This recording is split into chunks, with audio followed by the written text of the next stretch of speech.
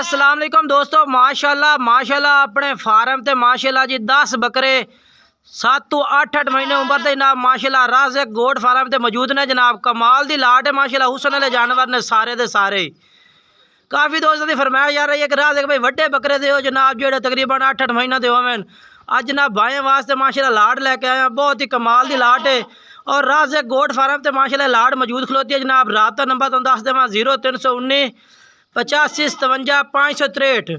ये WhatsApp number भी है, कॉल नंबर भी है 0319 85 57 563 पे टोरो फेरो थोड़ा जिहा।